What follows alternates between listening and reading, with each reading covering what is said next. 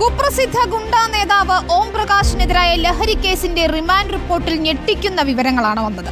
Cinema താരങ്ങളായ ശ്രീനാഥ് ഭാസിയും പ്രയാഗ മാർട്ടിനും കൊച്ചിയിൽ ഓം പ്രകാശിന്റെ മുറി സന്ദർശിച്ചിരുന്നുവെന്നാണ് പോലീസിന്റെ റിമാൻഡ് റിപ്പോർട്ടിൽ വ്യക്തമാക്കുന്നത്. ഓം പ്രകാശ് ബുക്ക് ചെയ്ത മുറിയിലെത്തിയത് 20ഓളം പേരാണെന്നും റിമാൻഡ് റിപ്പോർട്ടിൽ പറയുന്നു. ലഹരി വസ്തു കൈവശം വെച്ച കേസിൽ ഓം പ്രകാശിനും ഒന്നാം പ്രതി ഷിയാസിനും ഇപ്പോൾ ജാമ്യം ലഭിച്ചിരിക്കുകയാണ്. കൂടുതൽ അന്വേഷണം നടത്തുമെന്ന് മരട് പോലീസ് അറിയിച്ചിട്ടുണ്ട്. താരങ്ങളുടെ മൊഴി രേഖപ്പെടുത്തിയേക്കും. സാർ, ഈ കേസിൽ പ്രയാഗ മാർട്ടിന് അടക്കമുള്ള പേരുകളുണ്ടല്ലോ, അതിൽ അന്വേഷണം നടത്തണ്ടേ? അതെ, അന്വേഷണം നടത്തും. അന്വേഷണം ഉണ്ടാവുമോ? അന്വേഷണം ഉണ്ടാവും. ഇവര് ആ റൂമിലാണ്, ഈ ഓം പ്രകാശ് ഉണ്ടായിരുന്ന റൂമിൽ തന്നെയാണ് സാർ ഇവരെത്തിയിരിക്കുന്നത്? അല്ല, കൂടുതൽ കാര്യങ്ങൾ വെളിപ്പെടുത്താൻ ഇപ്പം പറ്റത്തില്ല. അന്വേഷണം ഉണ്ടാവുമോ? ചോദ്യം ചെയ്യോ സാർ? കൂടുതൽ അന്വേഷണം ഉണ്ടാവും. സൈഫുന്നീസ അലിയാറും അല്ലമീൻ തോട്ടുമുക്കും നൽകും വിവരങ്ങൾ. ആദ്യം സൈഫുന്നീസയിലേക്ക്. സൈഫുന്നീസ, റിമാൻഡ് റിപ്പോർട്ടിന്റെ പകർപ്പ് ഇപ്പോൾ സൈഫുന്നീസയുടെ പക്കലുണ്ട്. 2 പ്രധാനപ്പെട്ട താരങ്ങൾ, അവർ നേരത്തെ തന്നെ ശ്രീനാഥ് ഭാസിക്കെതിരെ ഉൾപ്പെടെ ആരോപണങ്ങൾ ഉള്ളതാണ് ഇത്തരത്തിൽ ലഹരി കേസുകളുമായി ബന്ധപ്പെട്ടുകൊണ്ട്. പക്ഷേ ഇതിപ്പോൾ കൂടുതൽ വ്യക്തമാവുകയാണ്. പോലീസിന്റെ റിമാൻഡ് റിപ്പോർട്ടിൽ തന്നെ താരങ്ങളുടെ പേര് പരാമർശിക്കുന്നു.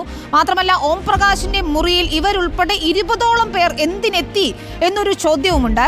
പോലീസ് ഇപ്പോൾ പറയുന്ന കാര്യങ്ങൾ എന്താണ്? ഈ താരങ്ങളിലേക്ക് അന്വേഷണം നീളുന്നു എന്ന് തന്നെ വേണോ മനസ്സിലാക്കാൻ?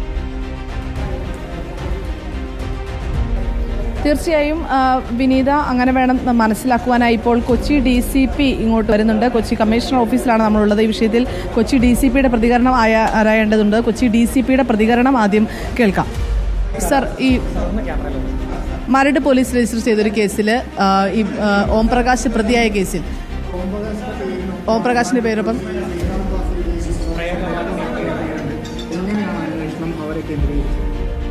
ഇത് സംബന്ധിച്ച് മരട് പോലീസ് സ്റ്റേഷനിൽ രജിസ്റ്റർ ചെയ്തിട്ടുള്ള കേസിൻ്റെ വിശദമായിട്ടുള്ള അന്വേഷണം നടന്നു വരികയാണ്. ഈ കേസിലെ പ്രതികളെ അറസ്റ്റ് ചെയ്യുന്ന സമയം ഈ സ്ഥലത്തു നിന്നും കണ്ടെടുത്തിട്ടുള്ള നിരവധി സാധനങ്ങളുണ്ട്. അവിടെയൊക്കെ ഫോറൻസിക് എക്സാമിനേഷൻ റിസൾട്ട് കിട്ടുന്നതിനുണ്ട്.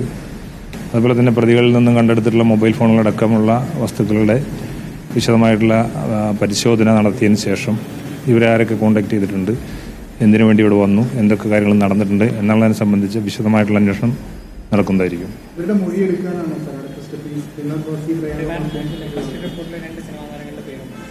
അല്ല, അതിൽ പറഞ്ഞിട്ടുള്ള കാര്യങ്ങളെക്കുറിച്ച് എല്ലാം വിശദമായിട്ട് അന്വേഷിക്കും. അതിൽ പങ്കെടുത്തിട്ടുള്ള ആളുകളെ മുഴുവൻ കണ്ടെത്തിയിട്ടുണ്ട്. അവരുടെ മുഴുവൻ വിശദാംശങ്ങളും ശേഖരിച്ചതിന് ശേഷമായിരിക്കും അവരെ ചോദ്യം ചെയ്യുന്നതും മറ്റ് നടപടികൾ സ്വീകരിക്കും. അല്ല, ഈ കേസിൽ നമുക്ക് കിട്ടിയ ഇൻഫർമേഷൻ അനുസരിച്ച് പോലീസ് ഏറ്റവും ക്വിക്കായിട്ട് ഇതിൽ ആക്ട് ചെയ്തിട്ടുണ്ട്. അതുകൊണ്ടാണ് അത് ഇത്രയും ചെയ്യാൻ സാധിച്ചത്. അല്ല, ഇത് സംബന്ധിച്ച് ഇതിൽ പങ്കെടുത്തിട്ടുള്ള മുഴുവൻ ആളുകളെയും വിശദമായിട്ടുള്ള ചോദ്യം ചെയ്യലുകൾക്ക് വിധേയനാക്കും എന്ന കാര്യത്തിൽ എല്ലാ തെളിവുകളും ശേഖരിച്ചിട്ടുണ്ട്. അവിടെ വന്നിട്ടുള്ള മുഴുവൻ ആളുകളെക്കുറിച്ചും നമുക്കറിയാം. അവിടെ നടന്നിട്ടുള്ള മുഴുവൻ വസ്തുക്കളെക്കുറിച്ചും നമുക്കറിയാം.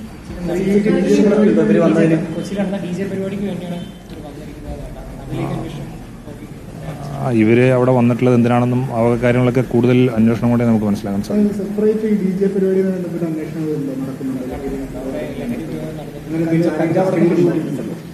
അല്ല, കൊച്ചിയിലെ ലഹരി ഉപയോഗിക്കുന്നതിനെ സംബന്ധിച്ചും അതിന്റെ വ്യാപനത്തിനെ സംബന്ധിച്ചുമുള്ള വിശദമായിട്ടുള്ള അന്വേഷണം നടന്നു വരികയാണ്. കഴിഞ്ഞ കുറേ മാസങ്ങളെടുത്ത് നോക്കുകയാണെങ്കിൽ വളരെ ശക്തമായിട്ടുള്ള നടപടികളാണ് കൊച്ചി സിറ്റിയിലെ ലഹരിക്കെതിരെ നമ്മൾ സ്വീകരിച്ചിട്ടുള്ളത്. അതിൻ്റെയും കൂടി ഭാഗമായിട്ടാണ് ഇന്നത്തെ ഈ നടപടി ഉണ്ടായിട്ടുള്ളത്.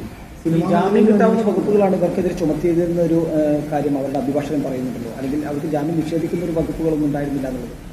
അല്ല, അങ്ങനെയല്ല. അത് നമുക്ക് കേസിൽ നമ്മൾ കണ്ടെടുക്കാൻ കഴിഞ്ഞിട്ടുള്ള മുതലുകളുടെ അടിസ്ഥാനത്തിലും കൂടിയാണ് നമ്മൾ കേസിൽ സെക്ഷൻ കൂട്ടിച്ചേർക്കുന്നത്.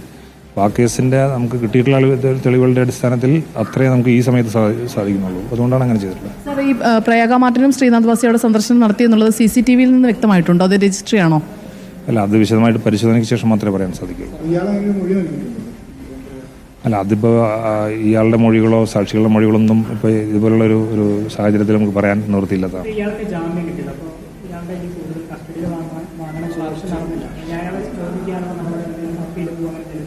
അല്ല, പ്രതികളെ നമ്മൾ വിശദമായിട്ട് ഇനിയും ചോദ്യം ചെയ്യും. ഈ പ്രതികളെ അറസ്റ്റിന് ശേഷം പ്രതികളുടെ രക്തസാമ്പിള്, യൂറിൻ, ബ്ലഡ് ഇതെല്ലാം നമ്മൾ ശേഖരിച്ചിട്ടുണ്ട്. അപ്പോൾ അതിൻ്റെയൊക്കെ റിസൾട്ട് വന്നതിന് ശേഷം വിശദമായിട്ടുള്ള നടപടികൾ സ്വീകരിക്കുന്നത്. അത് കേസ് അന്വേഷണം പുരോഗമിക്കുന്നതിന് ശേഷമേ പറയാൻ സാധിക്കുള്ളൂ. കൂടുതൽ തെളിവുകൾ കണ്ടെത്തേണ്ടതുണ്ടല്ലോ. ഇപ്പോൾ കൊക്കൈൻ സൂക്ഷിച്ചിരുന്ന ഒരു കവർ മാത്രമാണ് കണ്ടെത്താൻ സാധിച്ചത്. അതെ, അതിലിപ്പോൾ അവിടെ കണ്ടെത്തിയിട്ടുള്ള സാധനങ്ങളുടെയൊക്കെ വിശദമായിട്ടുള്ള രാസപരിശോധന റിപ്പോർട്ടുകളും മറ്റു കാര്യങ്ങളൊക്കെ കിട്ടിയതിന് ശേഷം അതിനനുസരിച്ചുള്ള അന്വേഷണം പുരോഗമിക്കും. പോലീസിന്റെ റിപ്പോർട്ടിൽ പറയുന്നത് പ്രകാരമാണെങ്കിൽ ഇവർ സ്ഥിരമായിട്ട് ഇത്തരത്തിൽ വിദേശത്ത് നിന്നും കൊക്കൈൻ അടക്കമുള്ളവ കൊണ്ടുവന്ന് വിൽപ്പന നടത്തുന്നു എന്നുള്ളതാണ്. അപ്പോൾ അതുമായി ബന്ധപ്പെട്ടിട്ടുള്ള കാര്യങ്ങൾ ഈ കസ്റ്റഡി അപേക്ഷയിൽ നൽകിയിരുന്നില്ലല്ലോ. അല്ല, അങ്ങനെയല്ല. നമുക്കത് കിട്ടിയിട്ടുള്ള ഇൻഫർമേഷൻ അനുസരിച്ച് ഇതിനു മുമ്പും പല സ്ഥലങ്ങളിലും സമയത്തും ഒക്കെ ഇവരോട് വന്നിട്ടുള്ളതായിട്ടുള്ള സൂചനകളുണ്ട്. അതിനെക്കുറിച്ചും അന്വേഷിക്കുന്നുണ്ട്.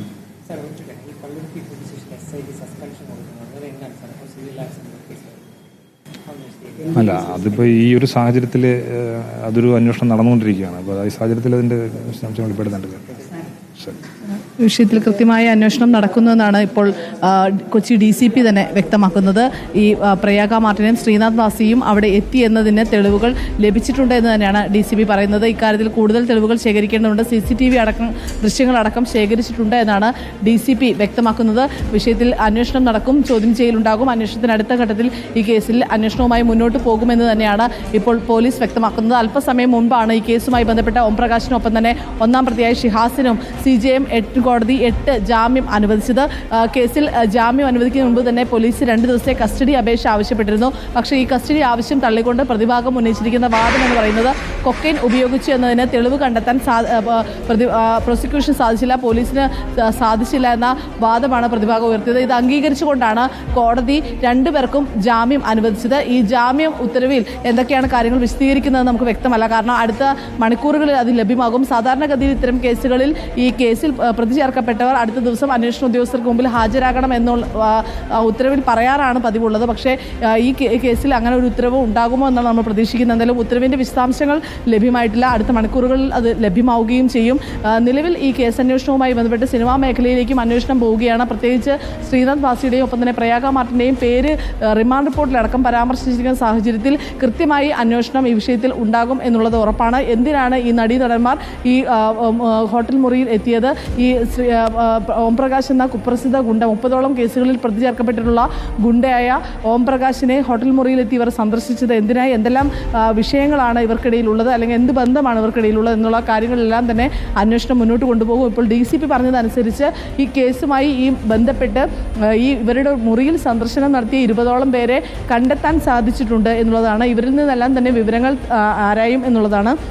ഇത് കൂടാതെ തന്നെ ഇപ്പോൾ അറസ്റ്റിലായ ഒന്നാം പ്രതി ഷിഹാസിൻ്റെയും ഒപ്പം തന്നെ രണ്ടാം പ്രതി ഓംപ്രകാശിൻ്റെയും ബ്ലഡ്, ഒപ്പം തന്നെ ഹെയർ റൂട്ട്, നഖം അടക്കമുള്ള കൈവിരലിലെ നഖം അടക്കമുള്ള കാര്യങ്ങൾ പരിശോധനയ്ക്ക് അയച്ചിട്ടുണ്ട്. അതായത് സാധാരണഗതിയിൽ ഇങ്ങനത്തെ ലഹരി കേസുകളിൽ പിടികൂടി കഴിഞ്ഞാൽ ഈ ലഹരി ഉപയോഗിച്ച് ഇത്ര മണിക്കൂറിനകം ഹെയർ റൂട്ടിലും ഒപ്പം തന്നെ മുടിയുടെ ഇഴകളിലും ഒപ്പം തന്നെ ഈ കൈ നഖങ്ങൾക്കിടയിലെല്ലാം തന്നെ ഈ ലഹരി പറ്റിപ്പിടിച്ചിട്ടുണ്ടാകും. അതിൻ്റെ സാന്നിധ്യം കണ്ടെത്താൻ സാധിക്കും എന്നുള്ളതാണ്. സാധാരണഗതിയിൽ പോലീസ് ഇത്തരം കാര്യങ്ങളിലെല്ലാം ശാസ്ത്രീയ തെളിവുകൾ കണ്ടെത്തിയാണ് കേസ് അന്വേഷണം മുന്നോട്ട് കൊണ്ടുപോകുന്നത്. ഈ കേസിലും അത്തരത്തിൽ തന്നെ അന്വേഷണം മുന്നോട്ട് കൊണ്ടുപോകുമെന്നാണ് ഇപ്പോൾ DCP പറയുന്നത്. കോടതിയിലും പോലീസ് ഈ സമാനമായ ആവശ്യങ്ങളാണ് ഉന്നയിച്ചിരിക്കുന്നത്. ഈ വിഷയത്തിൽ അന്വേഷണത്തിന് ഈ ശാസ്ത്രീയ തെളിവുകളുടെ ഫലം വരേണ്ടതുണ്ട്. അതുവരെ പ്രതികളെ കസ്റ്റഡിയിൽ വേണമെന്ന ആവശ്യമാണ് അന്വേഷണ സംഘം ഉന്നയിച്ചത്. പക്ഷേ ഈ വാദങ്ങളെല്ലാം തള്ളിക്കൊണ്ടാണ് ഇപ്പോൾ കോടതി ഓംപ്രകാശിനൊപ്പം തന്നെ ഒന്നാം പ്രതി ഷിഹാസിനും ജാമ്യം അനുവദിച്ചത്. പക്ഷേ കേസുമായി അന്വേഷണവുമായി ഇനിയും മുന്നോട്ട് പോകുമെന്ന് തന്നെയാണ് പോലീസ് വ്യക്തമാക്കുന്നത്.